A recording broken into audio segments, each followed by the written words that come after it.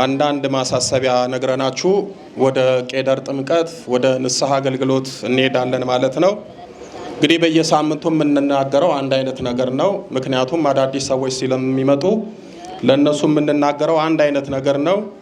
ንስሐ ለመግባት የመጣችሁ ቋሚ ንስሐ አባት የሌላችሁ ለመጀመሪያ ጊዜ ንስሐ ለመግባት የመጣችሁ እዚህ ያሉትን ካህናት ቋሚ ንስሐ አባት ታረጋላችሁ። ከሌላ ቦታ የመጣችሁ ንስሐ አባት ያላችሁ ለቄደር ብቻ ደግሞ የመጣችሁ እዛው ከንስሐ አባቶቻችሁ ጋር የንስሐ አባትና ልጅነቱን ትቀጥላላችሁ። የቄደሩን አገልግሎት ታገኛላችሁ። ንስሐ ከገባችሁ በኋላ ነው የቄደሩን አገልግሎት የምታገኙት። ነገር ግን እኛ ያደረግነው ምንድነው? ቄደሩንም ንስሐውንም አንድ ላይ ነው የምንሰጣችሁ። ምክንያቱም ዛሬ ንስሐ ሰተናችሁ ሳምንት ለቄደር ኑ ብትባሉ ትመጣላችሁ። እናንተን ማመላለስ ማልፋት ስለሚሆን ከሊቃውንቱ ጋር ተነጋግረን ንስሐውንም ቄደሩንም አንድ ላይ ነው የምንሰጣችሁ ማለት ነው። ስለዚህ ዛሬ እዚህ መጣችሁ ኃጢአታችሁን አራግፋችሁ የነፍስ ነጻነት አግኝታችሁ ወደ ቤቱ ነው የምትሄዱት። ሌላው ንስሐ ስትገቡ ለካህኑ ምንም ኃጢአት አትደብቁ። ካህኑን ይጭነቀው፣ ምንም አይጭነቃችሁ፣ አትሳቀቁ። ያለውን ንስሐችሁን የሰራችሁትን ኃጢአት በሙሉ እርግፍ አድርጋችሁ ንገሩ። አንድ የታመመ ሰው ሐኪም ፊት ቁጭ ብሎ ቀርቦ በሽታውን በአግባቡ ካልተናገረ መድኃኒት ያገኛል? አያገኝም። ስለዚህ ኃጢአቱን የሚሰውር አይለማም ይላል ጥበበኛው ሰለሞን። ስለዚህ ኃጢአት የሚሰውር ነገር አይደለም።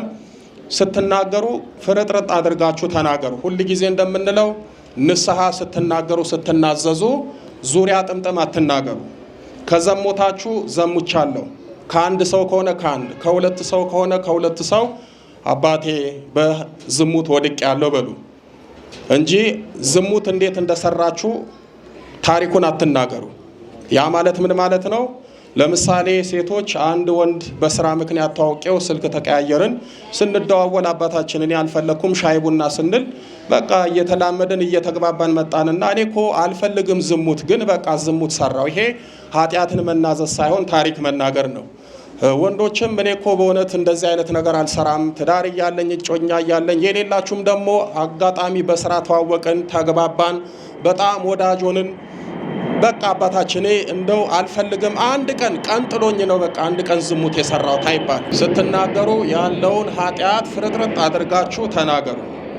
ሌላው ለየትኛውም ንስሐ ካህናት 74 ሳንቲ አይጠይቋችሁ።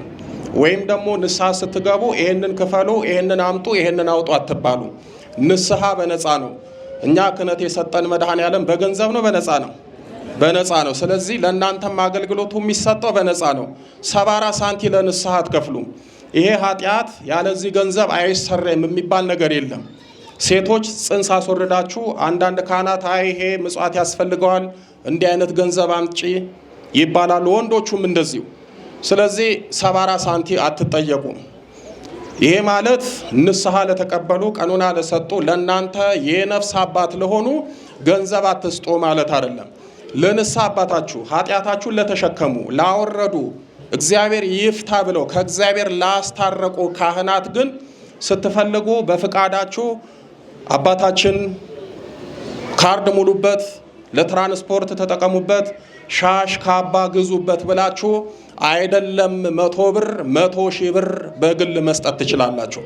እኛ የምንለው ለንስሐ 74 ሳንቲ አይከፈልም። አገልግሎቱን በነፃ አግኝታችሁ እናታችሁን ኪዳነ ምሕረትን አመስግናችሁ መሄድ ትችላላችሁ። ሌላው እጅግ በጣም የምናስጠነቅቃችሁ የምትጸጸቱት የምትቆጩት እስከዚች ሰዓት ድረስ ነው። የትኛውንም ኃጢአት ስሩ፣ ሁሉም ኃጢአት ከንስሐ በታች ነው። የትኛውንም በደል ስሩ፣ ሁሉም በደል ከክርስቶስ የቸርነት በታች ነው። ስለዚህ እዚህ መታችሁ ንስሐ ገብታችሁ ቀኑና ተቀብላችሁ ሄዳችሁ ክርስቶስ እግዚአብሔር ንስሐ ብገባም ይሄንን ኃጢአት በእውነት ይቅር ይለኛል ወይ? እኔ በተደጋጋሚ ጽንስ አስወርጃለሁ፣ ሰርቄያለሁ፣ ግብረ ሰዶም ፈጽሜያለሁ፣ ኢሩካቤ ፈጽሜያለሁ፣ እግዚአብሔርን የሚያስቀይም ነገር ለሰው ማልናገረውን በደል ሰርቻለሁ፣ በእውነት እግዚአብሔር ይቅር ይለኛል ወይ ብላችሁ ከተጸጸታችሁ ልብ ብላችሁ ስሙኝ። ከንስሐ በኋላ ያለ አላስፈላጊ ጸጸት በራሱ ትልቅ ኃጢአት ነው። እስኪ በሉ ከንስሐ በኋላ በሉ ያለ አላስፈላጊ ጸጸት በራሱ ኃጢአት ነው። እዚህ መታችሁ ይውላችሁ ንስሐ ገብታችሁ እግዚአብሔር ከንስሐ በኋላ ይቅር አላለኝም ብላችሁ ማሰብ ይሄ ከሰራችሁት ኃጢአት የበለጠ ኃጢአት ነው። ለምን? እዚህ መታችሁ ይቅርታ አግኝታችሁ ከሄዳችሁ በኋላ ኃጢአት ያልተሰረየም እኔ አልነጻውም አሁንም በደለኛ ነኝ ብላችሁ የምታስቡ ከሆነ አንደኛ ክርስቶስን እንደ ፍጡር ቆጥራችኋል። ፍጡር ነው፣ ሰው ነው ቂም የሚይዘው። ሁለተኛ ክርስቶስን ደግሞ እንደ ቂመኛ ቆጥራችኋል። ስለዚህ ትልቅ በደል ነው። ከንስሐ በኋላ አላስፈላጊ ጸጸት በራሱ ትልቅ ኃጢአት ነው። ይህንን ልብ አድርጋችሁ ያዙ። ከዛ በተረፈ ንስሐ ከተቀበላችሁ በኋላ ቀኑናችሁን ለአንድ ሳምንት ለ15 ቀን ለወርም ሊሰጧችሁ ይችላሉ። ከሰጧችሁ በኋላ ልክ ስትጨርሱ ቀጥታ ወደዚህ አትምጡ። ስልክ አለ፣ የሁሉም ካህናት አለ፣ ስልክ ይሰጧችኋል። ልክ ንስሐውን ከጨረሳችሁ በኋላ እንደ ነገ ልትፈቱ እንደ ዛሬ ደውላችሁ ቀሲስ እከሌ አባቴ ቀኑናዬን ጨርሻለሁ፣ ንስሐዬን አብቅቻለሁ፣ ነገ ይመቾታል መጥቼ ልፈታ በሉ። ንስሐ ተቀብላችሁ ታስራችሁ አትሂዱ። መታችሁ ፍትሐት ዘወልድ ደግመው እግዚአብሔር ይፍታ ብለው የኃጢአቱን ባላንስ ዜሮ አድርገው ነው የሚሸኟችሁ። ስለዚህ በተቻለ አቅም ቀኑናውን ከጨረሳችሁ በኋላ መታችሁ እዚህ የመፈታት ግዴታ አለባችሁ። ሌላው ነገ ሰኞ ነው አይደለ? ለመጾም የሚከለክል ህመም ያለባችሁ ወይም ደግሞ መጾም የማትችሉ ስኳር ሊሆን ይችላል፣ ሌላም የውስጥ ደዌ በሽታ ሊሆን ይችላል። እናንተን አይመለከትም፣ ነፍሰ ጡሮችም እናንተን አይመለከትም። መጾም የምትችሉ የበረታችሁ እስከ ነገ 11 ሰዓት ትጾማላችሁ። እየሰማችሁኝ ነው አይደለ? ነገ 11 ሰዓት ላይ ነው እህሏ የምትቀምሱት ማለት ነው። በተረፈ እዚህ ያለው የተባረከው አሁን ቅባ ቅዱስ የሚጨመርበት የቄደር ጸበል አለ። መደበኛውን ጸበል በኋላ እናንተ መጠጣት ትችላላችሁ። ቄደር የምትጠመቁ ለእናንተ የቀረበ የቄደር ጸበል አለ። እሱን እናንተ ትጠጣላችሁ ማለት ነው። ለራሳችሁ ብቻ ነው ይሄ የሚፈቀደው፣ ጸሎቱ ላይ የተካፈሉ ማለት ነው። ሌላው የቄደር ጥምቀት የስሬት ጥምቀት ነው። እንግዲህ ጸሎተ ቄደር ማለት መጽሐፈ ቄደር ላይ የሚለው ህሙማን የሚፈወሱበት ከኃጢአት የሚነጹበት ነው። ይሄ ጸሎትና ጸበል እንደሌላው አይደለም። ከኃጢአታችሁ የምትንጹበት፣ ወንዶች የ40 ቀን ሴቶች የ80 ቀን ልጅነታችሁን የምታስመልሱበትና የምታድሱበት፣ ንጹህ እንደ በረዶ ነጭ የምትሆኑበት የጸሎት ስርዓት ነው። ስለዚህ እንደ መደበኛው ጥምቀት እዚህ ጋር ምቱኝ እዚህ ጋር ዳብሶኝ አይባልም። የስሬት ስለሆነ እኔ በደንብ አጠምቃችኋለሁ። ሌላው መደበኛ ተጠማቂዎች አላችሁ፣ እናንተን አንድ ላይ በደንብ ትጠመቃላችሁ። ለህመም ለበሽታ እንዶ ክፉ መንፈስ የሚራቀኝ የምትሉ ከሆነ አርብና ረቡዕ ቋሚ አገልግሎት አለ። መታችሁ በስርዓት መጠመቅ፣ ቅባ ቅዱስ መቀባት፣ ማሸኘት ትችላላችሁ። ከዛ ውጭ ግን አሁን የምትጠመቁት ጥምቀት የስሬት ጥምቀት የንስሐ ጥምቀት ስለሆነ በተቻለ አቅም እንደው እዚህ ጋር ደብድቡኝ እዚህ ጋር ምቱኝ የሚባልበት አይደለም። እየሰማችሁኝ ነው አይደል? በተረፈ ንስሐ ገባችሁ፣ ዛሬ ኃጢአታችሁን አራገፋችሁ። ከዚህ በኋላ እድሜ ዘመን ንጹህ ትሆናላችሁ ማለት አይደለም። ሰውነን፣ በስጋ እንፈተናለን፣ በኃጢአት እንወድቃለን። ዛሬ ንስሐ ገብታችሁ ከሳምንት ከአንድ ወር ከሁለት ወር በኋላ ኃጢአት ቢገጥማችሁ በኃጢአት ብትወድቁ ተመልሳችሁ ኑ ንስሐ ገቡ። እየሰማችሁኝ ነው አይደል? ንስሐ እስከ እድሜ ዘመን የሚገባ ነው። ዛሬ ገብተን ነገ የምንተው አይደለም። ኃጢአት በሰራን ቁጥር እየመጣን ንስሐ እየገባን ይቅርታ የምንጠይቅበት ነው። ቤተ ክርስቲያን ሆስፒታል፣ ሐኪም ቤት ናት እንጂ ፍርድ ቤት አይደለችም። እዚህ መታችሁ አይፈረድባችሁም። ኃጢአታችሁን አራግፋችሁ ነው የምትሄዱት፣ ንጹህ ሆናችሁ ነው የምትሄዱት። ስለዚህ ነገም በኃጢአት ልትፈተኑና ልትወድቁ ትችላላችሁ። ተስፋ እንዳትቆርጡ። በየትኛውም ኃጢአት ብትፈተኑ ግድ የላችሁም። እኛ አገልግሎቱን አልሰለቸንም። እኛ ሳንሰለች አትሰልቹ። አንዳንዶች ንስሐ ይገባሉ፣ በተደጋጋሚ ንስሐ ይገባሉ።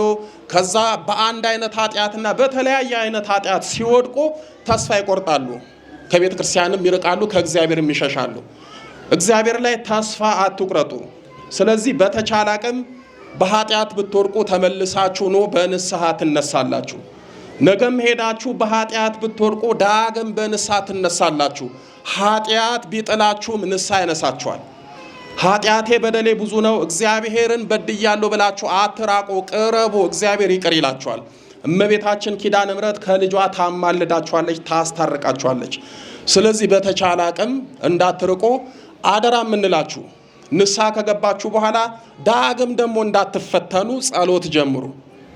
እስኪ እንደው ሁሌ እንደምናገረው 2 ጸሎት ብቻ እስኪ እንደው ጊዜ የለኝም አይመቸኝም የምትሉ ሰዎች በተቻለ አቅም ከቲክቶኩም ከዩቲዩቡም ከፌስቡኩም ካለውም ጊዜያችሁ ቀነስነስ አድርጋችሁ እስኪ ማታ 15 ደቂቃ ጠዋት 15 ደቂቃ የጸሎት ጊዜ ብቻ ይኖራችሁ። ማታ ከመተኛታችሁ በፊት የዕለት ውዳሴ ማርያም አድርሳችሁ እናታችሁን ለምናችሁ ቅድስት ሆይ ለምኝልን ብላችሁ በውዳሴ ማርያም ተኙ። የሰላም እንቅልፍ ትተኛላችሁ። የተቋጠረውን ታስፈታላችሁ። እመቤታችንን ታቀርባላችሁ። የምትፈልጉትን ነገር ከሷ ታገኛላችሁ። ከዛ ውጪ እንደው ጠዋት ውልቅ ብላችሁ ወደ ስራም ወደ ጉዳያችሁም ከመሄዳችሁ በፊት ነገ ብንሞት የምንቆመው ለፍርድ ሥላሴ ፊት ነው። ሥላሴ ፊት ወይ ይፈረድልናል ወይ ይፈረድብናል። ስለዚህ አጋዕዝተ ዓለም ሥላሴን ያዙ። የፈጠራችሁ ማን ነው? ሥላሴ። ነገ ብትሞቱ ማፊት ነው የምትቆሙት። የሚኮንኑት የሚያጸድቁት ማን ናቸው? ስለዚህ አጋዕዝተ ዓለም ሥላሴን ያዙ። ሰይፈ ሥላሴ የሚባል ጸሎት አለ። የሌላችሁ ግዙ፣ ያላችሁ ጊዜ ሰጥታችሁ በርትታችሁ ጸልዩ። ሰይፈ ሥላሴ እንደ ውዳሴ ማርያም የዕለት አለው። ያንን ጸሎት ሳታቋርጡ ስለ እውነት ቀሲስ ምን አለበሉኝ 15 ደቂቃ አይፈጅም። ያችን ጸሎት አድርሳችሁ ሥላሴን ተማጽናችሁ ውጡ። አንደኛ የሥላሴን መለኮታዊ ጥበቃ ታገኛላችሁ። ሁለተኛ አጋዕዝተ ዓለም ሥላሴን ለመኗቸዋል። ሶስተኛ ዕድሜ ጠግባችሁ ለንስሐ በቅታችሁ ለሥጋው ደግሞ በቅታችሁ ትሞታላችሁ። ሶስተኛ እንደው ሰውነን ነገ እንሞታለን ለፍርድ ሥላሴ ፊት ስንቆም አጋዕዝተ ዓለም ሥላሴ ስለምናመሰግናቸው ስለምንጸልይ አይፈርዱብንም፣ ይፈርዱልናል። ወደ ሲኦል አያወርዱንም፣ ከቅዱሳን ጋር በገነት ይደምሩናል። ስለዚህ እንደው ግድ የለም ለጸሎት ጊዜ የለኝም የምትሉ ወጣቶች በሙሉ ሁላችሁም በተቻለ አቅም ውዳሴ ማርያም ማታ፣ ጠዋት ሰይፈ ሥላሴ ጸልዩ። ከዛ ደግሞ የአምልኮት ስግደት ስገዱ።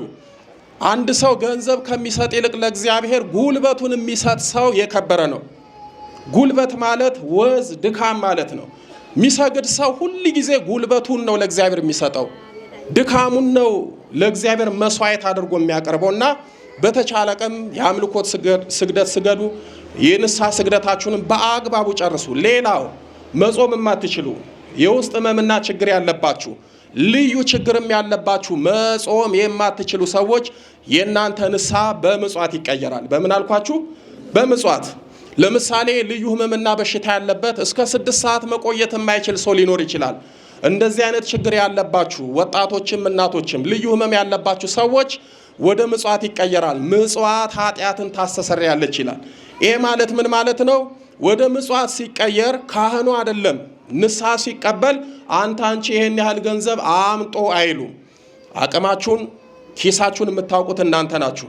ህሊናችሁ ልቦናችሁ የፈቀደውን ኪዳነ ምሕረት በቃል ኪዳንሽ በጸሎትሽ ኃጢአቴን አስደምስሽልኝ ከልጅሽ አስታርቂኝ መጾም ፈልጋለሁ ግን ለመጾም አልቻልኩም ህመም ያዘኝ ህመም ከለከለኝ ይሄንን መባ አምጥቻለሁ ብላችሁ ለሷ ሙዳየ ምጽዋት ውስጥ ነው የምታረጉት። ለካህን አይሰጥም፣ ለቀሲስ ሄኖክ ለኔ አይሰጥም፣ ለማንም አይሰጥም፣ ለእመቤታችን ነው የምትሰጡት። እሺ። ከዛ በተረፈ ሁላችሁም በርቱ። ከፊታችን እንግዲህ አብይ ጾም አለ አይደል? ይሄው እናንተ እድለኛ ናችሁ። በነገራችን ላይ በጣም እድለኛ ናችሁ። ምክንያቱም ንስሐ ገብታችሁ አብይ ጾምን ትቀበላላችሁ። ስለዚህ ይሄ መታደል ነውና እግዚአብሔር ይመስገን። በነገራችን ላይ ስለመጣችሁ ንስሐ ስለገባችሁ ቤተ ክርስቲያን ደስ ይላታል። እልል ብላችሁ አመስግኑ። መጽሐፍ ቅዱስ ላይ በአንድ ሰው ምክንያት ንስሐ መግባት በሰማይ ያሉ ሰራዊተ መላእክት እግዚአብሔርን ያመሰግናሉ፣ ደስ ይላሉ። አንድ ግለሰብ እንደኮ ይገርማችኋል። አንድ ሰው ንስሐ ስለገባ በሰማይ ያለ አንድ መልአክ አይደለም ሰራዊተ መላእክት ይደሰታሉ፣ እግዚአብሔርን ያመሰግናሉ። ለምን?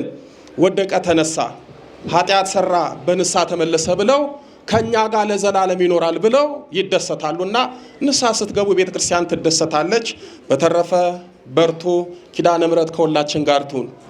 ሌላው የምትፈልጉት የተቋጠረ የታሰረ ነገር በሕይወታችሁ ካለ ንገሯት፣ ትሰማለች። ለኪዳነ ምሕረት ተስላችሁ ተማጽናችሁ ለምናችሁ ሂዱ። ቀሲስ ምን አለበሉኝ? ጸሎታችሁን አትበላም፣ ስለታችሁን አታስቀርም። ከልቦናችሁ ብቻ ለምኗት። እመቤታችንን የምታክል እናት ይዛችሁ እናት እንደሌለው ልጅ አትንከራተቱ። ድንግል ማርያምን የምታክል እናት ይዛችሁ አይጉደልባችሁ፣ አትታሰሩ፣ አትጠፈሩ። እሷን ይዛችሁ ለምኗት፣ ትፈታለች። ሁላችንንም ኪዳነ ምሕረት ትፍታን።